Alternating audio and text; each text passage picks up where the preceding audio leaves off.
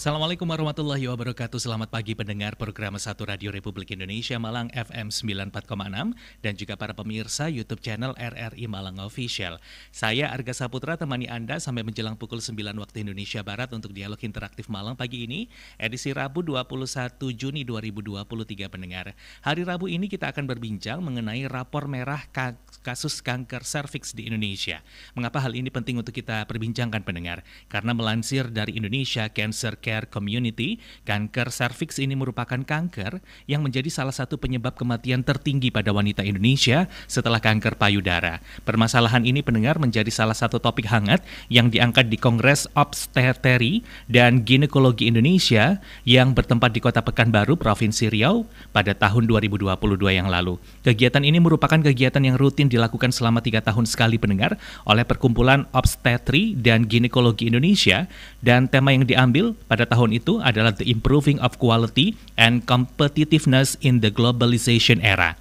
Dr. Ali Budi Harsono SPOG, pendengar secara singkat menjelaskan bahwa kanker serviks merupakan masalah internasional dan menjadi rapor merah karena tingginya angka kematian karena penyakit ini. Pada tahun 2020, ini Kementerian Kesehatan Republik Indonesia mendata bahwa ada sekitar lebih 36.000 kasus kanker serviks yang terjadi. Ditemukan juga pendengar bahwa kasus kematian yang terjadi akibat kanker serviks sebesar lebih dari 230.000 kasus, dan kanker serviks merupakan salah satunya. Dr. Ali menambahkan bahwa kasus kanker serviks yang terjadi tidak hanya mengkhawatirkan bagi para wanita dan juga dokter spesialis OBGYN, karena masalah ini merupakan masalah bersama pendengar. Dr. Rudi Gunawan SPOG yang pada saat itu juga mendampingi Dr. Ali mengatakan bahwa kanker serviks ini sebenarnya bisa dicegah dan juga diobati. Untuk pencegahannya, Dr. Ali mengatakan bahwa tindakan yang harus diambil adalah ketika kanker belum terbentuk, dengan kata lain ketika lesi prakanker. Jadi ketika masa lesi prakanker ini pendengar kemudian bisa dideteksi dengan beberapa cara seperti menggunakan pemeriksaan pap smear dan juga IVA atau inspeksi visual asam asetat. Namun Dr. Ali menambahkan bahwa pemeriksaan pap smear ini terkendala di Indonesia karena kurangnya sumber daya. Jadi banyak wanita yang menganggap bahwa pemeriksaan pap smear ini akan menyakitkan, dan kemudian hal inilah yang menjadi kendala deteksi dini dari penyakit kanker serviks yang ada di Indonesia pendengar. Terkait rapor merah kasus kanker serviks di Indonesia, kita akan ketahui kondisinya di wilayah Kota Malang. Beberapa program juga dijalankan oleh pemerintah Kota Malang, dalam hal ini Dinas Kesehatan Kota Malang, untuk memberikan edukasi kepada masyarakat bagaimana deteksi dini, pencegahan, dan juga pengobatan kanker serviks. Dan juga nanti pendengar, untuk edukasi lebih lanjut mengenai kanker serviks, kita akan berbincang bersama dokter spesialis OBGYN, konsultan onkologi dari Rumah Sakit Onkologi Surabaya. Kita patut tahu apa sebetulnya penyebab, kemudian faktor yang dapat memperparah, kemudian cara pencegahan, dan ketika kita sudah terdeteksi kanker serviks, maka apa yang bisa kita lakukan dalam proses pengobatannya. Nanti kita akan berbincang bersama dua narasumber. Anda pun boleh berikan komentar, ada pertanyaan terkait dengan topik kita pada pagi hari ini, mau konsultasi terkait dengan pencegahan dini kanker serviks juga boleh pendengar. Saya buka nanti di line telepon 4955850, bisa juga lewat WhatsApp di 081555600915. Namun untuk informasi selengkapnya kami akan sambung setelah beberapa pesan berikut ini.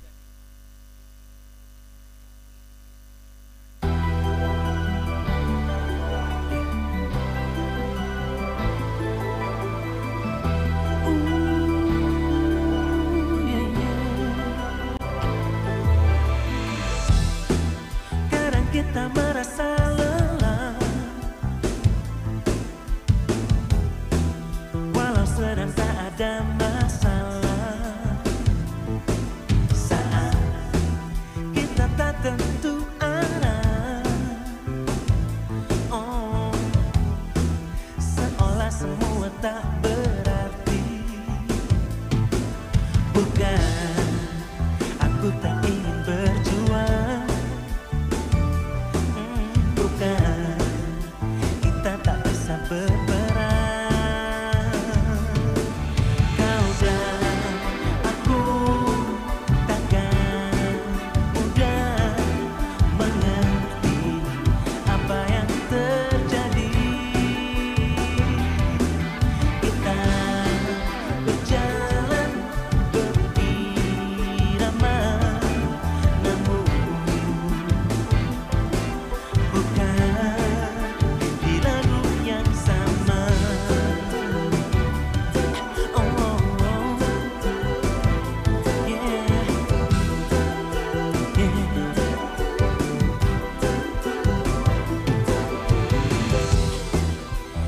saat semua terasa hampa, walau di tengah kita berdansa. Oh, bukan, bukan ku tak ingin berjuang. Oh, bukan, kita tak bisa berperang. Kau dan aku takkan mudah mengerti apa yang terjadi.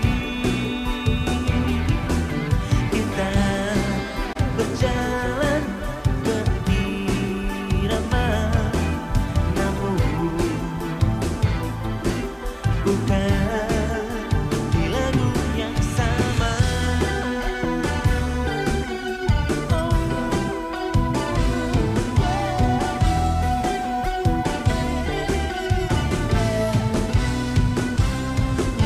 Bukan ku tak ingin berjuang. Oh, bukan kita tak bisa berperang. Karena aku tak akan mudah untuk mengerti. Kita berjalan berirama, bukan ada di lagu yang sama. Kita berjalan berirama, namun bukan di lagu yang sama.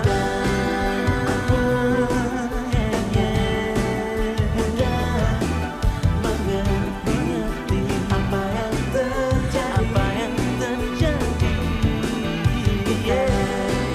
Berjalan berirama, namun bukan di lagu yang sama. Di lagu yang sama. Di lagu yang sama. Di lagu yang sama. Di lagu yang sama.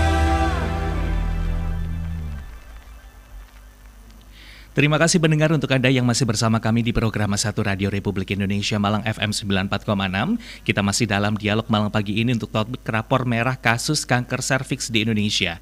Di Indonesia pendengar, kasus kanker serviks ini menjadi kasus penyakit kanker yang kemudian paling banyak membuat korban begitu ya, yang kemudian menjadi kasus kanker nomor 2 selain kanker payudara yang khusus menyerang wanita. Oleh karena ini menjadi perhatian kita bersama. Kita tuntaskan bagaimana deteksi dini, pencegahan, dan juga bagaimana ketika sudah terdeteksi, maka apa langkah apa yang bisa dilakukan oleh rekan-rekan khususnya oleh para perempuan untuk mengatasi penyakit kanker ini. Oleh karena itu nanti kita akan berbincang bersama dengan Kepala Dinas Kesehatan Kota Malang serta dokter spesialis Obgyn konsultan onkologi dari Rumah Sakit Onkologi Surabaya.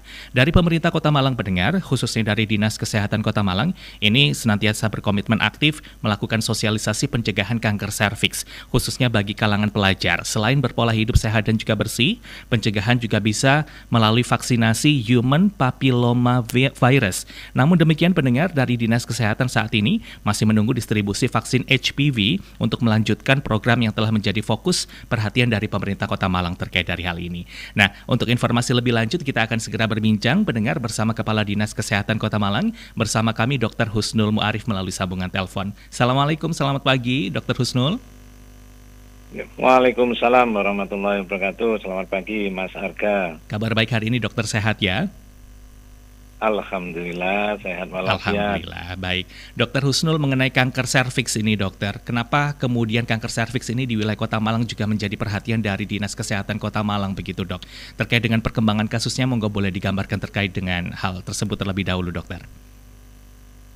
Ya, jadi kalau di lingkup Dinas Kesehatan Kota Malang itu kita sebenarnya sudah memulai sejak lama untuk deteksi dini, yaitu ada di program penyakit tidak menular. Nah, di program kita itu ada yang namanya program dengan IVA ya. Jadi kalau bahasanya itu adalah kalau bahasa saya itu dengan apa ya bahasa Jawa ya, intip vagina itu kalau saya ya. Nah, kalau bahasa anunya kan dengan inspection dengan inspection vagina with asam asetat. Jadi pemeriksaan ini cukup sederhana dan menjadi valid, menjadi dasar ya, manakala dari hasil pemeriksaan sederhana ini timbul potensi untuk ke arah kanker serviks ini. Nah, di kita di semua puskesmas layanan ini sebenarnya sudah bekerja sama dengan tim penggerak PKK. Di beberapa puskesmas itu sudah terjadwal untuk pemeriksaan IVA. Ada yang seminggu 1 kali terjadwal pemeriksaan IVA.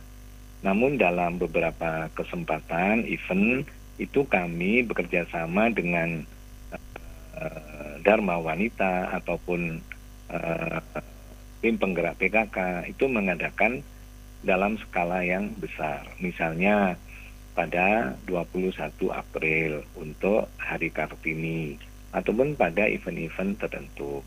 Nah, kemarin itu juga ada event di Puskesmas Kedung Kandang, itu lumayan. Jadi masyarakat yang sudah mempunyai literasi, yang sudah terinformasi, itu sadar untuk bisa datang untuk sekedar ingin melihat bagaimana kesehatan reproduksi saya ini dengan pemeriksaan yang cukup sederhana. Oke, Nah, itu sebetulnya deteksi dini yang sudah bisa dilakukan dan bisa dilakukan di fasilitas kesehatan tingkat pertama puskesmas ya, Dr. Rusnul? Ya, di wilayah Kota Malang 16 puskesmas insya Allah bisa melaksanakan semua karena cukup sederhana. Kemudian untuk tindak lanjutnya dari beberapa deteksi dini ini kan nanti ada beberapa grade ya, grade 1, 2, dan 3. Nah, kemampuan kita yang sudah mempunyai kompetensi itu nanti bisa ditata laksana dilakukan di puskesmas dengan dokter yang sudah mempunyai kompetensi ya, atau memang kalau memang ada penyulit itu nanti akan kita rujuk kepada rumah sakit rujukan yang sudah bekerjasama dengan pemerintah Kota Malang. Dalam hal ini adalah Rumah Sakit Saiful Anwar yang ada di Kota Malang. Baik, itu deteksi dirinya. Dan kemudian pencegahan yang dilakukan oleh Dinas Kesehatan Kota Malang dalam hal ini kan akhirnya sekarang menggencarkan vaksinasi ya dokter ya. Vaksinasi Human Papilloma Virus atau HPV. Beberapa waktu yang lalu ini masih menunggu distribusi HPV, tapi perkembangannya kemarin tampaknya sudah mulai dilakukan ya dokter, menuju ke sekolah-sekolah. Informasi selanjutnya dokter terkait dari hal ini? Untuk vaksinasi CA-cervix atau HPV itu kemarin kita sudah melaksanakan di program pertama sebagai pilot project. Kota Malang dapat sekitar 500 dosis ya. Itu di tahun 2021 kemarin, sehingga dengan 500 dosis itu sudah kita berikan sesuai dengan petunjuk itu untuk yang kelas 5 atau kelas 6 itu sudah kita laksanakan. Nah, namun kan memang masih uji coba atau pilot project ya, sehingga di tahun 2023 ini pemerintah sudah memberikan regulasi untuk masuk di dalam program nasional, program imunisasi nasional. Nah, petunjuk teknisnya seperti apa? Ini kita masih belum menerima dari Kementerian Kesehatan. Begitu juga biasanya dari kementerian kalau sudah ada petunjuk teknis, kita harus mengumpulkan data dulu, sasarannya siapa, berapa jumlahnya, dan termasuk apa yang dibutuhkan, itu nanti kita sampaikan ke kementerian lewat Dinas Kesehatan Provinsi Jawa Timur, baru nanti bisa ada distribusi daripada vaksin HPV. Nah, setelah itu baru kita menjadwalkan kapan ini pelaksanaannya dengan sasaran-sasaran yang sudah ditentukan itu. Oke, artinya untuk tahun 2023 ini apakah sudah diketahui dokter kita akan dapat berapa dosis vaksin untuk HPV ini, dok? Ya, sementara yang sampai sekarang kita masih belum ya. Dari Dinas Kesehatan Provinsi masih juga belum memberikan beberapa tanda-tanda ataupun memberikan beberapa instruksi untuk pengumpulan data atau sebagainya, masih belum, sehingga kami yang ada di daerah, dalam hal ini pemerintah Kota Malang, Dinas Kesehatan Kota Malang juga belum memulai pendataan. Karena kita belum tahu nanti yang disasar untuk program nasional HPV ini siapa, kita juga belum tahu, sehingga nanti begitu sudah ada instruksi sasaran, baru nanti kita pengumpulan data itu. Oke, baik. Tapi kalau tahun 2021 lalu sebanyak 500 dosis ini diberikan untuk tampaknya anak-anak ya dokter ya, kelas 5 dan juga kelas 6. Ini sesuai dengan sasaran yang ditetapkan oleh pemerintah pusat atau gimana, dok? Ya, jadi itu pilot project dan disampaikan di petunjuknya itu untuk kelas 5 atau kelas 6. Oke. Nah, yang dilakukan kemarin itu dokter? Yang dilakukan di event-event itu sesuai dengan persyaratan tertentu ya, yang itu untuk yang deteksi ya, yang kemarin kita lakukan itu, bukan HPV. Oke. Yang kemarin itu deteksi ya dokter ya? Bukan vaksinasinya ya dok ya? Bukan, deteksi dini dari kanker serviks dengan pemeriksaan IVA itu. Oke, baik. Kemarin berlangsung di salah satu sekolah dasar kalau tidak salah ya dokter ya? Kalau yang deteksi dini kemarin di Puskesmas Kedung Kandang. Puskesmas Kedung Kandang ya dok, oke baik. Ya, dan ini sudah beberapa kelurahan, kemarin Kelurahan Kauman juga sudah menyelenggarakan dengan tim penggerak PKK kelurahan untuk mengumpulkan beberapa sasaran yang memenuhi syarat, kemudian ada tim nantinya, tim itu biasanya datang dari baik wilayah Puskesmas maupun nanti tim dari Dinas Kesehatan Kota Malang untuk melaksanakan deteksi dini CA-cervix dengan pemeriksaan IVA itu. Oke, siap. Terkait dari hal ini dokter, kanker serviks yang ternyata jumlah kasusnya ini menempati posisi nomor 2 yang paling banyak menyerang perempuan selain kanker payudara, maka apa yang bisa dipesankan kepada masyarakat Kota Malang khususnya dok, agar kemudian punya awareness, punya kesadaran untuk melakukan tindak deteksi dini ini dokter? Monggo dokter Husnul.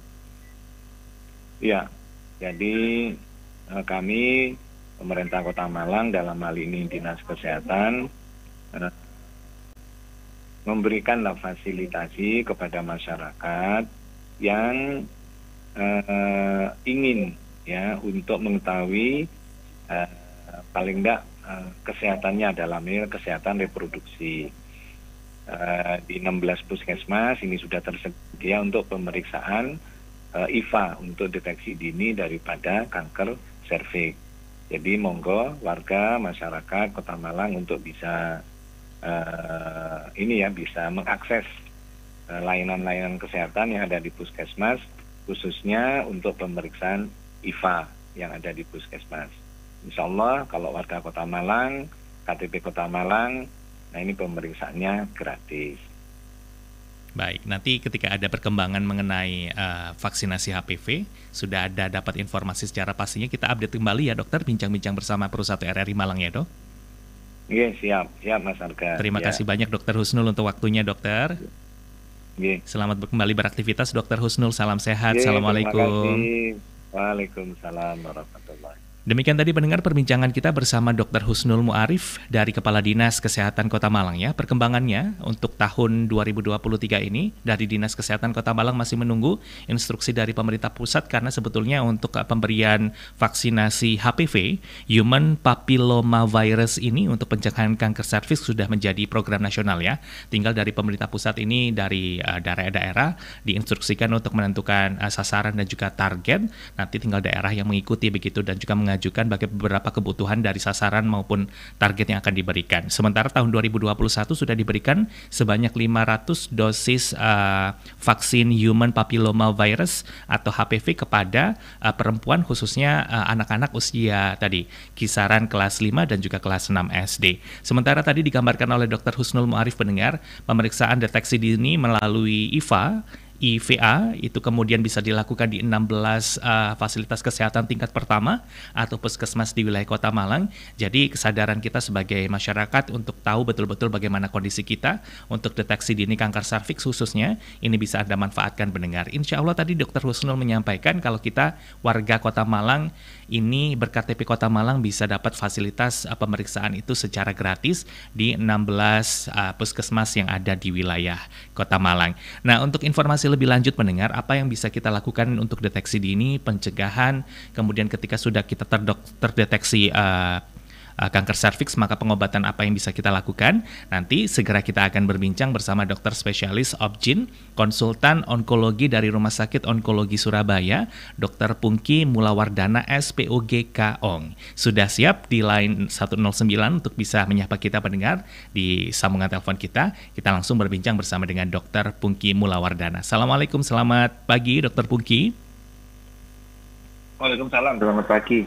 Kabar baik hari ini dokter, sehat ya? Baik. Alhamdulillah. Dokter Pungki, kanker serviks di Indonesia ini tampaknya masih menjadi pekerjaan rumah untuk kita bersama ya dokter.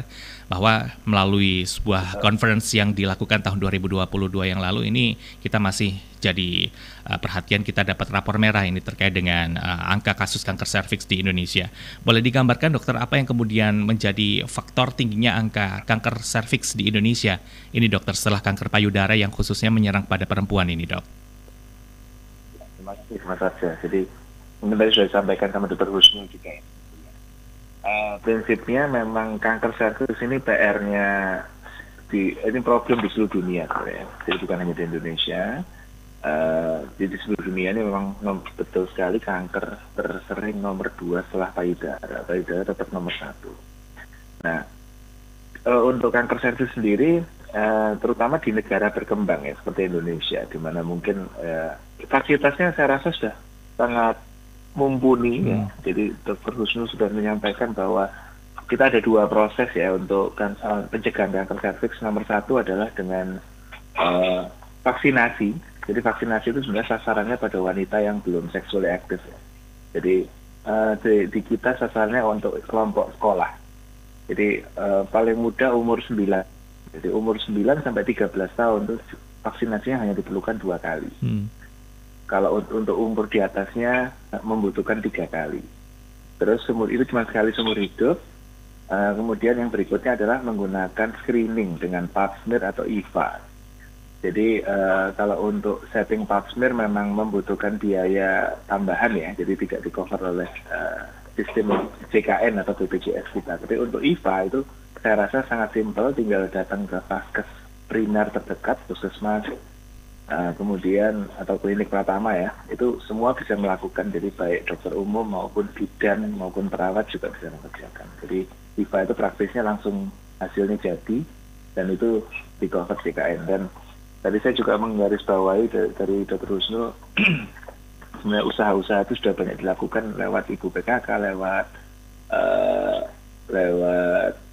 ormas-ormas ya. Kita juga sering broadcast masalah informasi ini. Cuman memang problem kita adalah mungkin nomor 1, vaksin ini masih cukup mahal ya untuk sebagian besar warga Indonesia ya. Jadi karena sebagian besar harus membeli.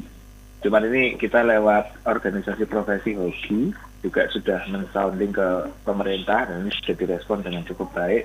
Walaupun butuh waktu, bahwa vaksin ini sudah mulai di-deploy, walaupun ya bertahap ya, tidak langsung. Tapi mungkin sebagian besar orang harus mengeluarkan biaya sendiri. Untuk IVA sendiri di-cover, cuman mungkin problemnya untuk IVA itu adalah ya awareness masyarakat yang masih kurang.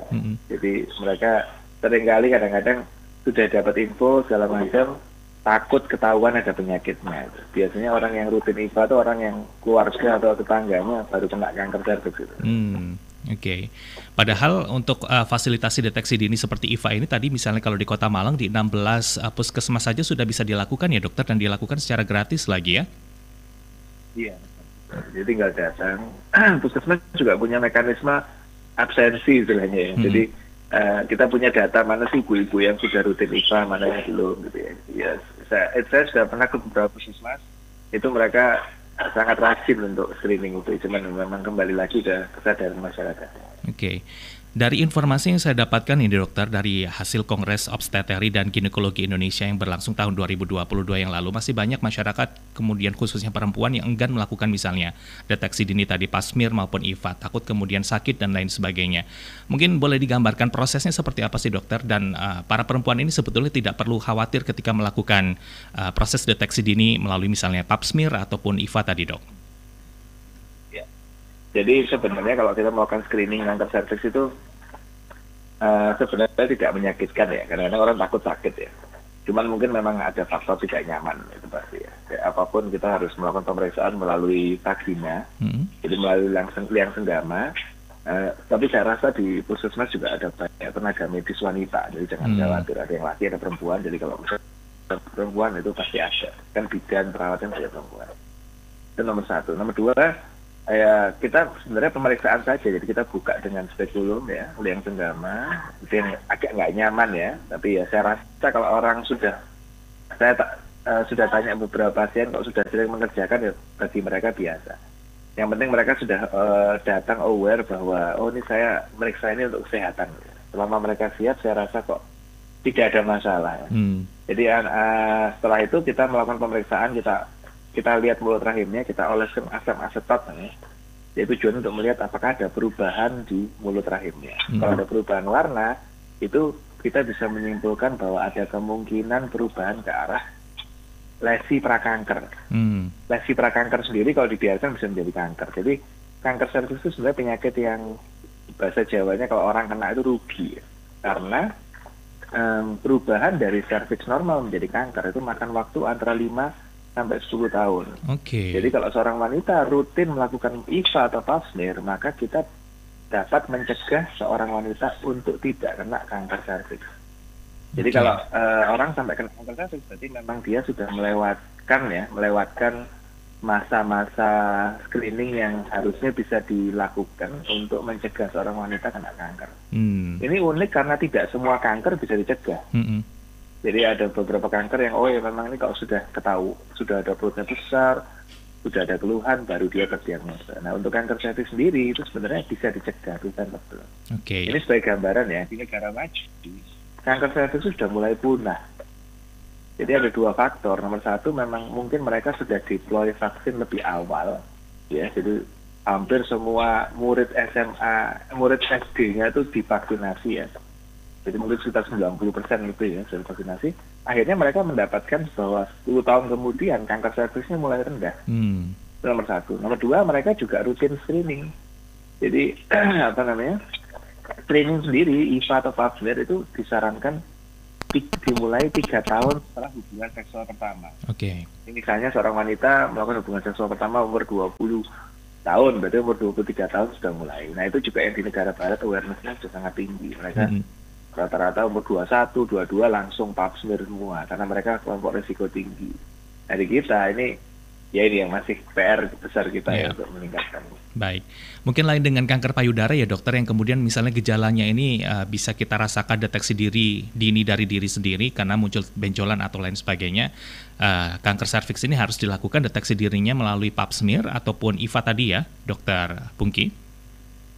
Betul sekali, itu juga kan posisinya di dalam ya, dan pada wanita yang kan keluhan kanker serviks sendiri nomor satu adalah perdarahan pasca senggama. Walaupun tidak semua perdarahan pasca senggama kanker ya, tapi itu keluhan yang khas. Nomor dua, keputihan, sama seperti keputihan yang tidak semua keputihan kanker, tapi itu khas. Nah, pada orang yang mengalami keluhan itu dan ternyata terdiagnosa kanker serviks, biasanya sudah stadiumnya agak lanjut, stadium 2, stadium 3. Jadi pada stadium awal atau lesi prakanker serviks itu dia tidak menimbulkan keluhan sama sekali. Jadi kadang-kadang kalau misalnya kita nunggu ada keluhan ya otomatis ya sudah agak terlambat gitu ya. Baik, yang sudah kemudian memunculkan tadi gejala misalnya keputihan ataupun pendarahan setelah hubungan senggama, maka itu sudah sebetulnya stadiumnya sudah lanjut ya dokter ya? Iya, betul. Nah, masalah lesi prakanker tadi dokter, itu kondisi yang seperti apa sih sebetulnya dokter, dan ketika masa itu kabarnya ini bisa dicegah dan bahkan diobati, bisa sembuh begitu dok? Bagaimana terkait dari kondisi itu dokter? Ya, jadi seperti saya bilang tadi ya, jadi kalau misalnya seorang wanita, sebenarnya penyebab kanker serviks itu sudah tahu, namanya HPV atau Human Papilloma Virus. Virus ini adalah virus yang ditularkan melalui hubungan suami istri. Jadi semua wanita yang melakukan hubungan suami istri ya, terlepas dari perilaku seksual dan segala macam, itu punya resiko kena kanker serviks. Jadi kecuali kalau seorang wanita, dok saya tidak menikah, tidak pernah melakukan hubungan, oh nggak usah takut sama kanker serviks ya. Tapi sebagian besar wanita kan pasti akan menikah, melakukan hubungan suami istri, akhirnya punya resiko kena kanker serviks. Nah, virus ini sebenarnya kepada sebagian besar orang dapat dibuang. Jadi seperti COVID. COVID itu kan ada di waktu dulu zaman pandemi ya, virusnya di mana-mana, tapi tidak semua kena. Karena sebagian besar orang bisa memiliki antibodi, memiliki kekebalan yang dapat membuang virus itu dengan sendirinya. Tapi ada sebagian kecil yang mungkin daya tahan tubuhnya kurang atau infeksinya terjadi persisten terus-menerus, maka akhirnya terjadilah perubahan menjadi lesi prakanker. Kalau lesi prakanker pun ada tahapan ringan, sedang, berat, terus baru kanker. Nah, dari proses infeksi sampai ke kanker itu makan waktu 5-10 tahun. Jadi sebenarnya kan sangat sayang ya kalau seorang wanita tidak melakukan screening sama sekali, akhirnya bablas ya, bahasa Jawanya bablas sampai ke kanker. Itu yang sayangnya sering terjadi di kita. Jadi harapannya dengan screening ya direkomendasikan setahun sekali, jelek-jeleknya 2 tahun, 3 tahun, itu lebih bagus daripada tidak sama sekali. Itu yang kita berusaha buat. Baik. Nah, ketika kita terdeteksi sudah masuk dalam masa lesi prakanker tadi, dokter, tapi kan kita masih punya rentang waktu untuk proses melakukan pengobatan ya, dok, sebelum terjadi betul-betul infeksi yang parah. Maka tindak lanjutnya akan seperti apa itu, dokter? Nah, kalau misalnya terdiagnosa lesi prakanker itu terapinya relatif lebih sederhana ya. Kita bisa melakukan namanya lip atau cauterisasi ya, lip cauter atau jadi tindakan eksisi. Jadi mulut rahim itu diiris ya dengan bius ya. Atau kita bisa juga melakukan namanya krioterapi. Jadi krioterapi suatu tindakan untuk dibekukan serviksnya untuk membunuh sel-sel yang abnormal. Dan itu angka kesembuhannya sangat bagus sekali 100%. Kalau sudah kena kanker ya, akhirnya kita switch terapinya menjadi operasi pada stadium awal. Pada stadium yang lebih lanjut kita kombinasi kemoterapi sama radioterapi yang itu memakan biaya yang lebih berat, istilahnya prosesnya juga lebih berat dan mungkin hanya bisa dilakukan di pusat onkologi, contohnya di Saiful Anwar ya. Di Anwar kita punya pusat onkologi juga di Surabaya, di Sutomor. Baik. Oleh karena itu, dokter, agar selain deteksi dini tadi ya, pap smear ataupun IVA yang bisa dilakukan oleh perempuan 3 tahun pasca melakukan hubungan seksual secara aktif, maka deteksi dini atau pencegahannya bisa kita lakukan ini gimana, dokter? IVA, kemudian pap smear, dan juga vaksin tadi ya, apa yang bisa kita lakukan mungkin dari perilaku kita, lifestyle kita, atau dengan hal-hal apa ini, dokter? Ini pencegahan itu 2 ya, primer sama sekunder. Primer itu vaksinasi tadi ya. Vaksinasi tadi diberikan, tadi saya sudah sampaikan bahwa umur 9-13 tahun 2 kali, setelah itu 3 kali. Jadi kalau umur di atasnya 3 kali suntikannya. Nah itu cuma sekali seumur hidup saja, kita anggap masih bagus hasilnya, belum perlu booster. Terus kemudian pencegahan sekunder, ini pencegahan primer kan sebenarnya sasaran utamanya pada wanita yang masih muda ya, anak-anak. Dan contoh anak saya waktu SD sudah dapat vaksin di sekolahnya, gitu. Di Surabaya sudah dapat semua. Kemudian yang pencegahan kedua adalah dengan cara screening. Screening itu ada beberapa cara, bisa IVA itu yang paling sederhana dan itu yang tersedia di puskesmas ya.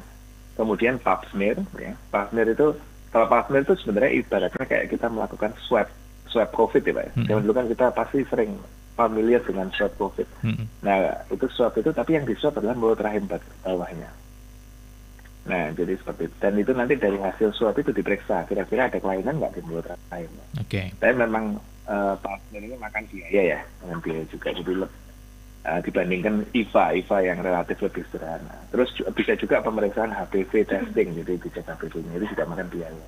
Cuman tiga pemeriksaan itu kita anggap setara, jadi kita anggap bahwa itu pemeriksaan yang ya hampir sama bagusnya untuk ngecek kanker serviks Jadi saya rasa milih salah satu aja. Jadi nggak perlu seorang wanita stok saya Tiga-tiganya begitu ya, Dok? Enggak, disesuaikan aja sama kondisinya. Kalau misalnya bisa pap smear lebih bagus, tapi kalau enggak ya memang tinggal datang ke Vaskes Prima terdekat untuk minta IVA, pasti nanti akan dikerjakan. Oke. Kalau vaksinasi mandiri, dokter, ini di fasilitas kesehatan secara umum ada nggak sih ketersediaan vaksin HPV ini, dok?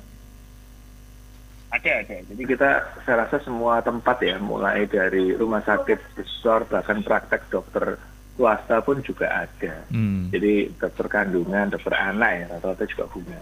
Jadi kan ada beberapa umur 9 tahun masih ke dokter anak, itu bisa diberikan vaksinasi juga. Oke, Dan kata kuncinya sebenarnya vaksinasi itu lebih bagus pada orang yang belum sexually active. Oke. Jadi memang sasaran utama itu anak sekolah, yang belum nikah. Baik, satu Yang kali. sudah menikah boleh nggak? Boleh. Tapi harus memastikan bahwa mulut rahimnya bagus dulu. Baru sih vaksin. Baik, satu kali vaksin kalau kita mau mandiri, dokter, biayanya berapa sih, dok? Ya biayanya masih ya sekitar 1 juta ke atas gitu ya, sekitar ya, gitu ya, kurang lebih ya. Memang masih cukup mahal ya, untuk sebagian masyarakat. Ya, nah Dokter Pungki, ini ada beberapa komentar pendengar, dok, bergabung lewat WhatsApp. Saya coba bacakan dan mohon tanggapannya, dokter ya. Dari nomor akhir 527 nih, dokter. Isi pesannya, kalau belum menikah dan masih gadis, bagaimana cara deteksi dininya, dokter? Kan nggak bisa pap smear atau IVA, dok. Nah, terkait dari pertanyaan ini, dokter, monggo jawabannya, dok.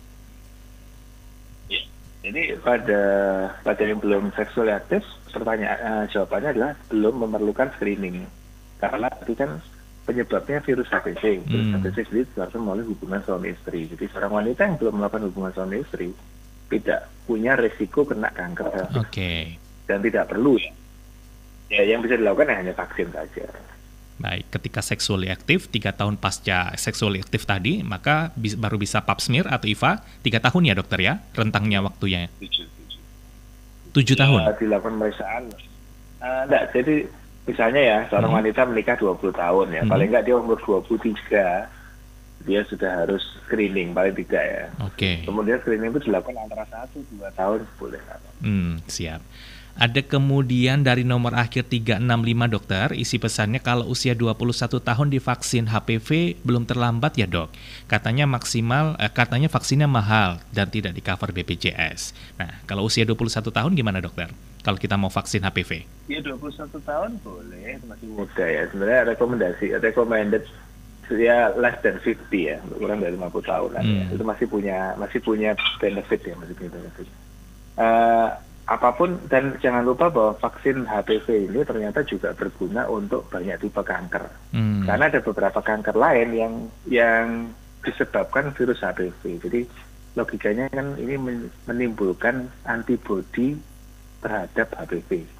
Jadi kalau misalnya orang punya antibodi, maka walaupun dia dikasih HPV istilahnya, itu maka dia akan dibuang dengan alami. Dan ada beberapa kanker lain, contoh kanker nasofaring, kanker kanker anal, terus kemudian ada beberapa kanker lain yang bisa karena HPV. Tapi kanker serviks ini adalah kanker yang paling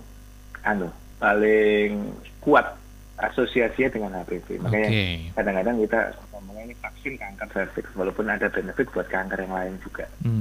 Baik, siap. Ada kemudian dari Bu Indah ini, dokter, WhatsApp-nya. Isi pesannya, semoga semua anak sekolah perempuan bisa dapat vaksin HPV. Nah, perkembangannya untuk tahun 2023 ini gimana, dokter? Kabarnya tadi dokter Husnul kan sudah menyampaikan sudah jadi program prioritas nasional untuk vaksinasi terkait dengan kanker serviks ini. Mungkin dari perbincangan ini, dokter, ada update-nya, dok? Ya.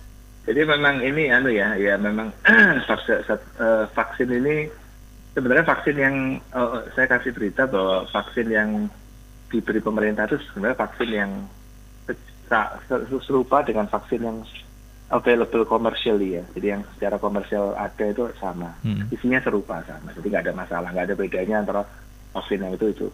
Nah terus kemudian memang ya vaksin ini makan biaya yang tidak sedikit. Jadi saya rasa juga kita butuh waktu untuk produksi vaksin itu dalam jumlah besar, dan pemerintah ini saya yakin kita sudah sering sounding ke pemerintah, dan pemerintah sudah memperhatikan Jadi ini butuh proses lama untuk bisa vaksin ini masuk ke sekolah. Hmm. Jadi dulu pertama tuh Bali saja yang menginginkan, karena di Bali sangat tinggi ya.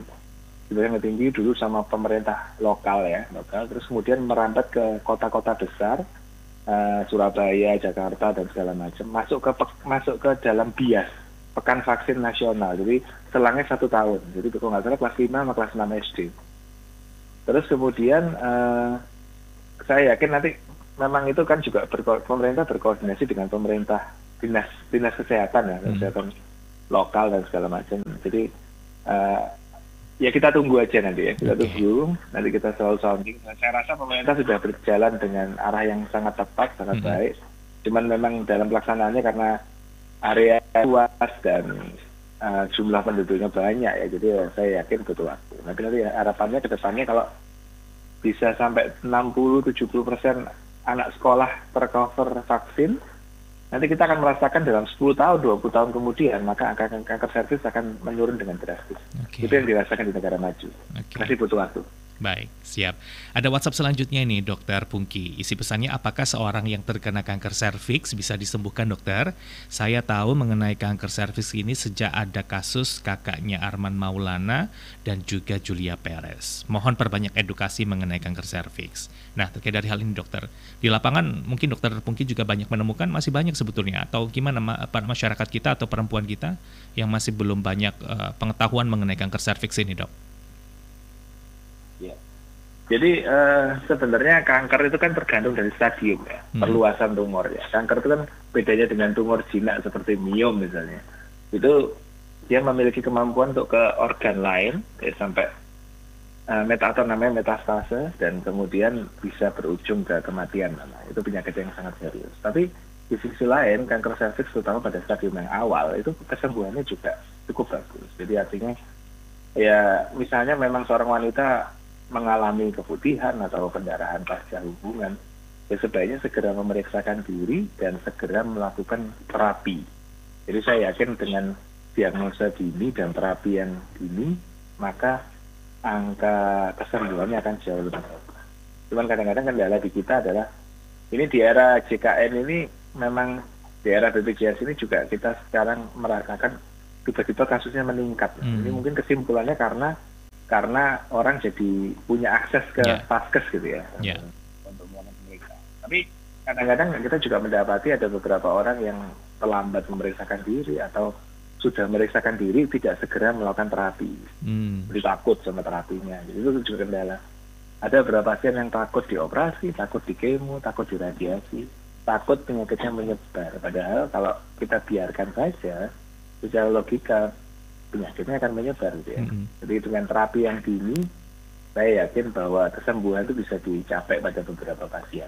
Memang tidak semua pasien, tapi dengan terapi awal saya yakin bisa. Baik, yang tergolong terlambat tadi, dokter, ini sudah menunjukkan gejala klinis yang seperti apa, dokter? Ya gejala klinisnya keputihan sama pendarahan memang secara awal. Tapi ada beberapa orang kan yang memang istilahnya tidak langsung berani terapi, Pak. Jadi kita itu kan ada banyak ya istilahnya mitos-mitos ya, bahwa kalau di biopsi menyebar, kalau di itu. Ini masih cukup banyak di kita. Jadi kadang-kadang itu kendala kita untuk bisa mengedukasi pasien. Baik, siap. Sebagai closing statement atas perbincangan kita pagi hari ini, dokter, agar menambah kesadaran khususnya bagi para perempuan ya, untuk mau melakukan deteksi dini, kalau sudah ada gejala melakukan pemeriksaan, maka apa yang bisa dipesankan ini kepada pendengar Persatu RRI Malang, Dokter Pungki? Ya. Jadi mungkin pesan kita adalah marilah kita sama-sama mencegah kanker serviks ya. Mencegah dan eradikasi adanya kanker serviks dengan cara melakukan vaksinasi HPV dan melakukan screening dengan pap smear atau IPA secara rutin. Ya, itu aja. Baik, siap. Dokter Pungki, terima kasih banyak waktunya pagi hari ini. Lain waktu bisa kita sambung kembali ya, dokter. Kita edukasi terus masyarakat kita, pendengar kita mengenai kasus kanker serviks ini agar muncul kesadaran dari masyarakat ya, dokter, untuk melakukan tadi deteksi dini. Kalau sudah muncul gejala ya melakukan penanganan yang tepat terkait dari apa yang dirasakan. Sekali lagi terima kasih banyak, dokter. Salam sehat, Dokter Pungki. Demikian tadi pendengar perbincangan kita bersama dokter spesialis Obgyn konsultan onkologi dari Rumah Sakit Onkologi Surabaya, Dr. Pungki Mulawardana, SPOG Kaong. Beberapa langkah deteksi dini bisa kita lakukan pendengar. Tadi ada pap smear maupun IVA. Ini pap smear atau IVA bisa dilakukan untuk para perempuan yang sudah seksual aktif ya, atau sudah aktif melakukan hubungan seksual. Paling tidak dari hubungan seksual yang pertama, ini ada waktu rentang 3 tahun untuk melakukan pemeriksaan deteksi dini tadi, pap smear maupun IVA. Kemudian untuk vaksinasi HPV, ternyata tidak hanya untuk kanker serviks loh, manfaatnya masih banyak kemudian benefit lain yang bisa didapatkan kalau kita melakukan vaksinasi HPV. Selain fokusnya memang kanker serviks, ada bisa kemudian mencegah beberapa potensi timbulnya penyakit kanker yang lain. Kalau HPV ini direkomendasikan vaksinasinya kepada karena sebelum menjadi infeksius ini masih ada rentang waktu yang bisa ditangani atau diobati secara tepat, maka Anda terus bisa melakukan pengobatan secara klinis dengan tepat dan juga baik sesuai dengan rekomendasi dari ahli ataupun tenaga medis yang menangani kasus Anda. Mudah-mudahan informasinya bermanfaat mendengar. Kita bersama tadi ya, kanker serviks ini menjadi pekerjaan rumah kita. Nomor 2 kasusnya terbesar di Indonesia setelah kanker payudara yang menyerang perempuan, maka patut kita punya awareness yang tinggi akan kesehatan kita khususnya untuk mencegah kanker serviks. Tetaplah bersama kami di program 1 Radio Republik Indonesia Malang. Masih banyak informasi penting dan juga menarik yang bisa Anda ikuti di kanal Informasi dan Inspirasi.